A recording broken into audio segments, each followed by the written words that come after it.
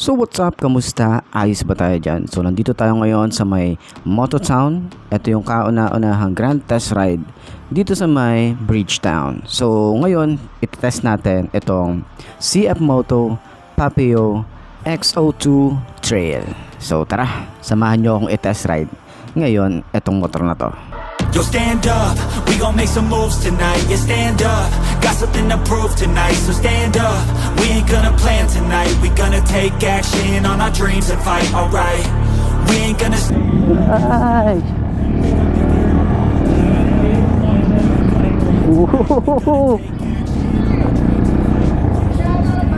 Ay, lakas ng hatak. Nakakatakot din siyang i-off-road. Pero So ayun na nga, pagdating sa presyo nito, wala pa tayong nakalap na impormasyon dahil tingin ko wala pa siyang official launch ni CF Moto pagdating dito kay Papio X02 Trail. So, pag-usapan na lang natin at tingnan natin kung ano nga ba ang specification ng isang to at sobrang ganda ng isang to. Kahit sabihin natin maliit siya, pero pagdating sa kanyang displacement, napakaganda ng specification nito. Pati mga features. So, tara, silipin natin muna kung ano nga bang meron dito sa Papio X02 Trail.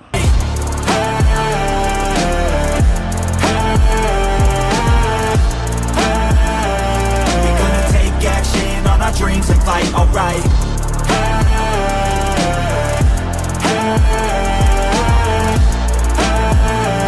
We gonna take action on our dreams and fight, alright.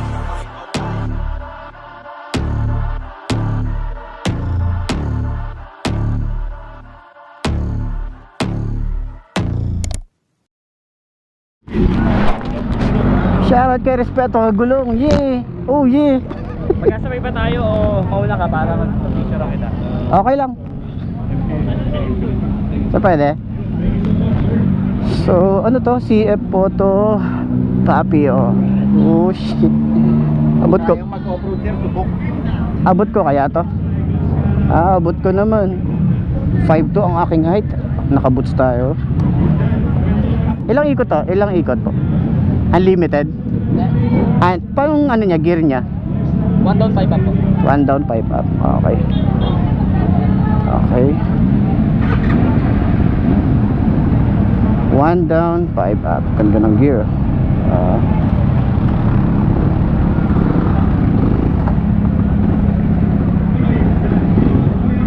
Okay.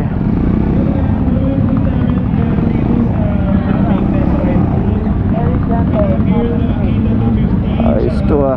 Ito nga pala yung Papio ng CF Moto. So wala pa tayong nakikita nito sa mga kasa, pero okay din siya. Maputik lang kasi puro putik na siya dito. So mamaya pakita natin, pero test ride muna natin dito sa event nila.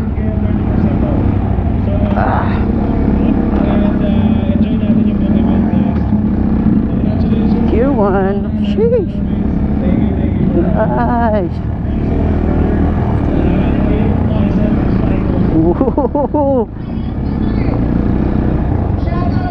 Nice. Lakas ng hatak. Nakakatakot din siyang i-off-road. Pero mas ramdam ko yung bigat ng ano na ito. Yung shock niya hindi siya gaano. Parang kailangan palitan yung shock na ito. Ewan ko pero ganun yung nafe-feel ko rito. Nakapalitan yung shock, tapos parang mas maganda yung experience sa off-road. Medyo nadudulasan din ako sa gulong niya.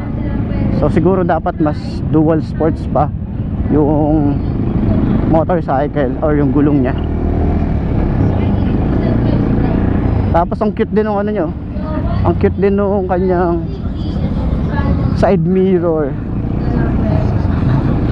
Hindi natin tatry dun sa ano. Ikot-ikot lang naman tayo rito. Nag-slide yung ano ko. Nag-slide yung gulong. Lakas din ng preno sa likod. Malakas yung preno. Malakas din yung preno sa harap. So 5 speed nga pala to. Hindi ko alam kung anong cc to, kung ilang cc siya.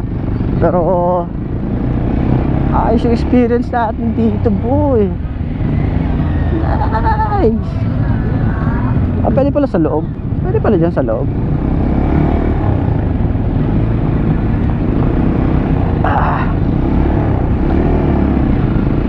Sheesh.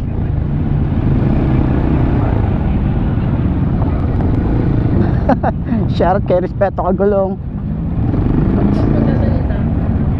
Kung nakatayo tayo, hindi siya pwedeng tumayo. Naaalangan akong tumayo.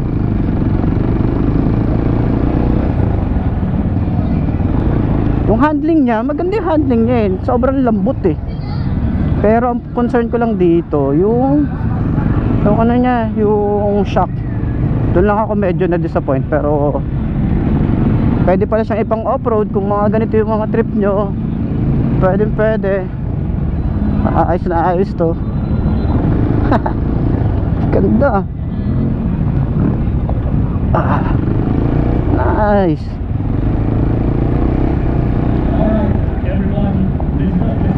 Gusto ko yung ano nito, yung handling niya.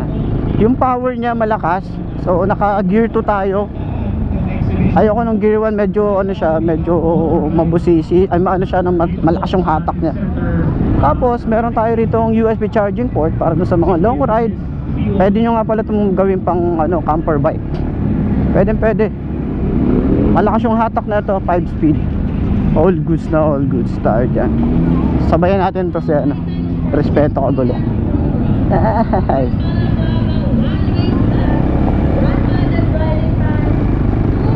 Bibidyoan natin siya para at least meron tayong POV.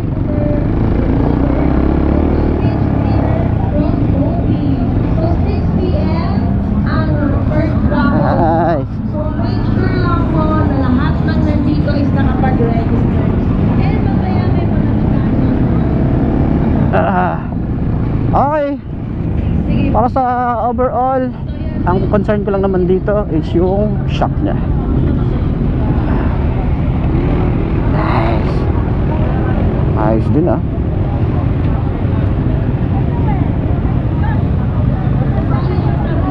Ito yun. So napakaganda ng ilaw na ito. Maputik lang talaga siya.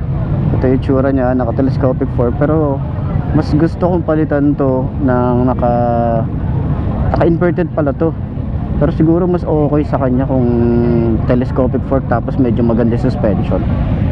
Ayan. Tapos yung upuan, maganda yung upuan. Pwede kayong mag-angkas. Ganyan yung itsura niya. Ganyan yung itsura na ito. Ang cute eh, napaka-cute lang. Ngayon ko lang ito nakakita. May mudguard din. Kaya siguro siya madulas na kasi puro putik na siya. Tapos LED nga pala halos lahat. Tapos yung kanyang taillight. And then yung tambucho.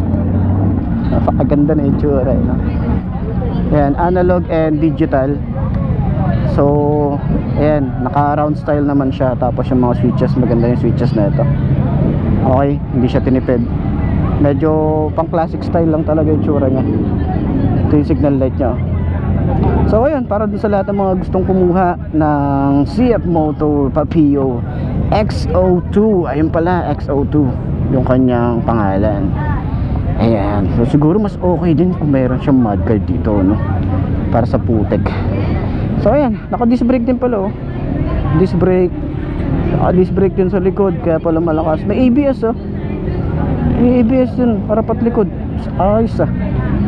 So ayun, para sa lahat ng mga gustong kumuha niyan, puntahan nyo lang yung CF Moto saan merong branch malapit sa inyo or sa CF Moto mismo. So ayun, maraming salamat sa CF Moto sa pagpapatest ride na itong motorcycle na to, CF Moto Papio X02. Alright, yeah. We gon' make it all till it's down. We ain't gonna plan tonight. We gonna take action on our dreams and fight. Alright.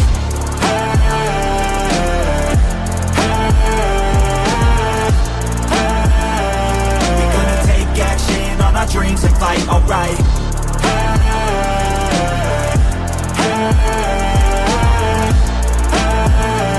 We gonna take action on our dreams and fight. Alright.